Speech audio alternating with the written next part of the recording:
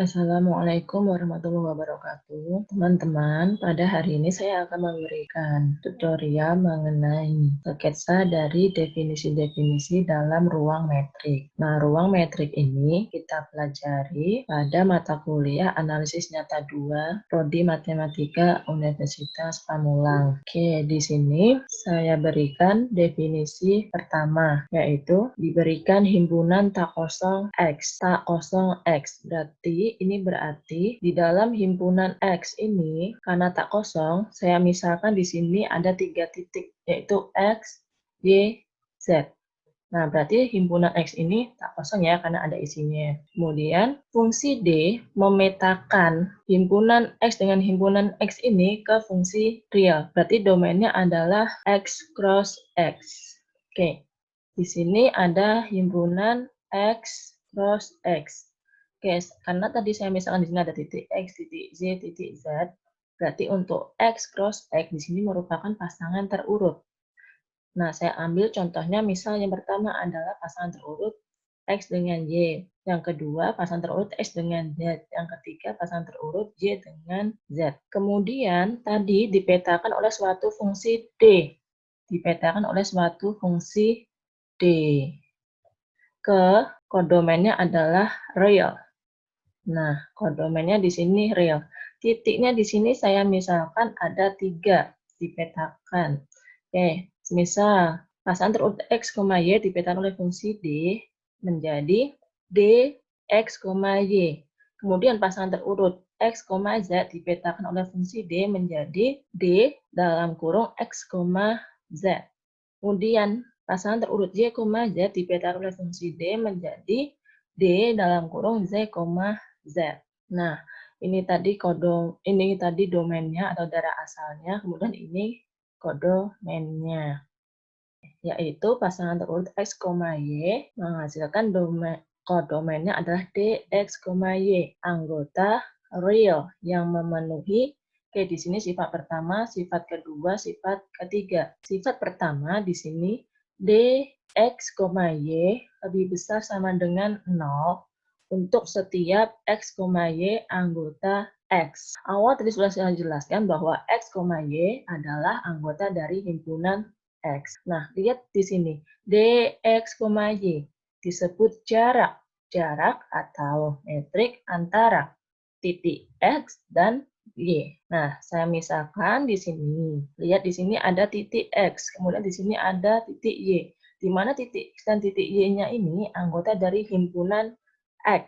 Nah, DXY letaknya adalah di tengah ini nih, di tengah.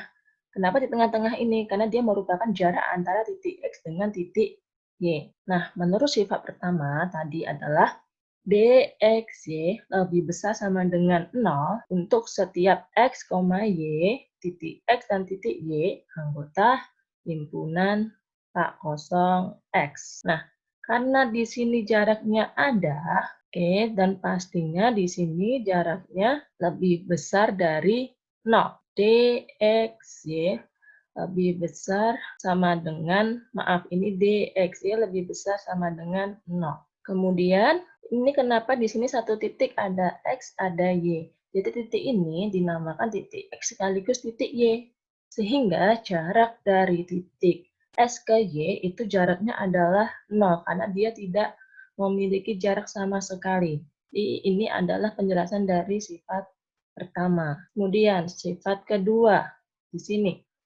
DXY sama dengan DYX untuk setiap X, Y anggota himpunan X. Penjelasannya adalah, oke, di sini ada titik X, di sini ada titik Y. Sementara saya balik, di sini ada titik Y, di sini ada titik X. Dari sini ke sini, ini isinya adalah DX, Y. Sementara dari sini ke sini, ini adalah DY, X.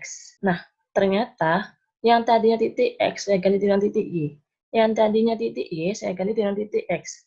Jarak dari DX ke Y itu sama dengan jarak dari Y ke X. Oke, maka sifat 2 berlaku. Sifat 3 di sini, DX, Y kurang dari sama dengan DX, Z ditambah DY, Z, Y untuk setiap X, Y, Z anggota himpunan X. Jadi titik X, titik Z, titik Z berada di dalam himpunan X. Oke, penjelasannya. Ingat sebelumnya, untuk pada sifat 3 ini, pada analisis nyata 1, ini dinamakan dengan kesamaan segitiga. Penjelasannya, oke, di sini ada titik X, titik Y, titik Z, di mana titik-titik ini berada pada himpunan X. Nah, dari sini ke sini, ini merupakan DXZ, jarak dari X ke Z. Kemudian dari sini ke sini, ini merupakan jarak dari titik X ke titik Y. Kemudian dari sini ke sini, ini merupakan jarak dari titik Y ke titik Z. Atau sama saja dari sini titik Z ke titik Y, yaitu DZ, Z. Nah, di sini berlaku. Coba kalian lihat.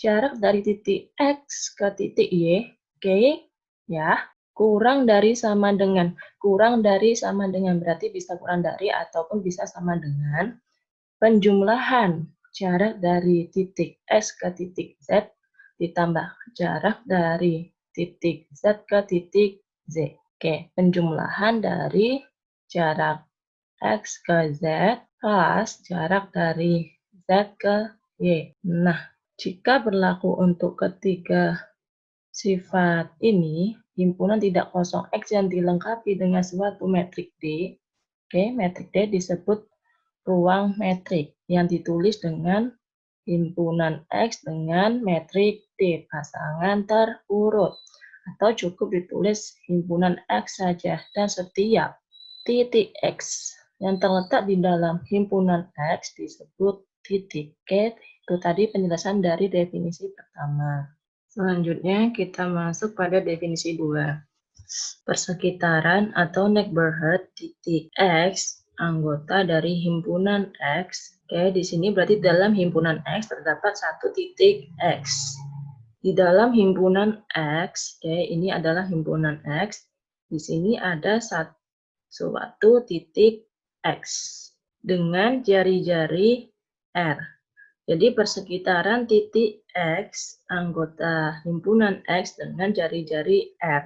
Titik X ini memiliki persekitaran, oke, yang terlihat di sini, titik-titik putus ini, garis-garis putus ini, merupakan persekitaran dari titik X ini dengan jari-jarinya R adalah himpunan N. N-nya adalah simbol dari neighborhood. Kita ambil huruf awalnya itu N, jadi N besar. R-nya di sini adalah jari-jari. X-nya ini adalah titik X. Jadi persekitaran titik X dengan jari-jari R, oke, di sini adalah ditemukan adanya titik Y merupakan anggota dari himpunan X. Sedemikian sehingga jarak dari titik X ke titik Y kurang dari jari-jari persekitaran tersebut. Nah, ini tadi titik X dan ini adalah persekitarannya. Ditemukan suatu titik Y. Y ini adalah anggota dari himpunan X, di mana dari sini ke sini, dari Y ke X atau dari X ke Y, di sini terdapat jarak dari X ke Y, di mana jaraknya ini dari X ke Y, jarak dari titik X ke titik Y kurang dari R. R-nya adalah jari-jari dari persekitaran tadi. Definisi 3 tentang titik limit. Titik X disebut titik limit himpunan E, di mana himpunan E ini merupakan subset atau sebagian dari himpunan X. Di sini berarti ada suatu himpunan E. Di dalam himpunan E ini terdapat titik X. Oke. Nah, himpunan E ini sendiri merupakan subset atau subbagian dari himpunan X. Berarti himpunan E ini berada di dalam himpunan X. Jika setiap persekitaran X, oke, di sini garis putus-putus ini merupakan persekitaran dari titik X. memuat titik Y anggota E.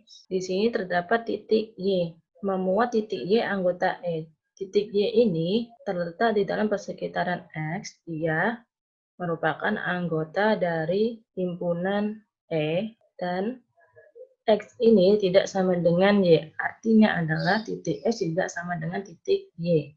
Nah, di sini titik X, di sini titik Y. Berarti X tidak sama dengan Y. Nah, maka titik X tersebut disebut titik limit. Nah, titik X, titik Y terletak di dalam himpunan E, di mana himpunan ini subhimpunan dari himpunan X.